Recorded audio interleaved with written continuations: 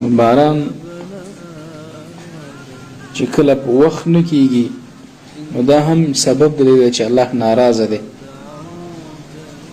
بعض خلک وایي الله خفه دی، خو دا خفګان د الله په صفاتو کې نشته.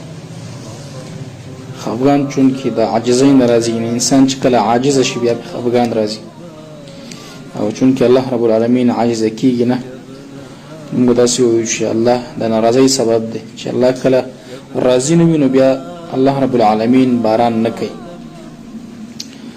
کله چې بارانونه ډېر شي بې وخته شي، دا هم په دې باندې دلیل دی چې الله رب العالمین ناراضه دی، یعنی زمونږ راضي نه دی، خوشحاله نه دی.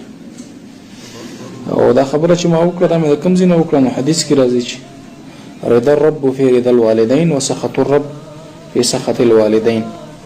د الله رضامندتیا د مور او پلار پر رضامندتیا کې ده، او د الله غوسه کېدل د مور او پلار الحمدلله. او د باران ضرورت الله رب العالمین بهترین باران وکړو، موسم د الله رب العالمین د باران په ذریعہ باندې ښه کړ. ډېر خلک داسې وایي چې باران وشو موسم ښه شي، یعنی باران موسم ښه کړي. دوه خبرې دي دلته. که چېرته دا خبره د عقیدې د وجې نه کوي چې عقیدې په ده باندې چې باران موسم ښه کوي، نو دا خو به انسان کفر ته وځي. دې خبره ته سوچ کوئ.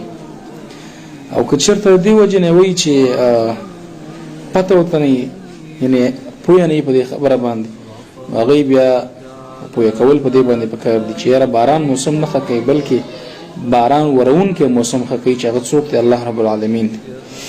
نو دې بعضې خبرو ته زموږ معاشره کې سوچ نه وي، دې ته سوچ پکار وي.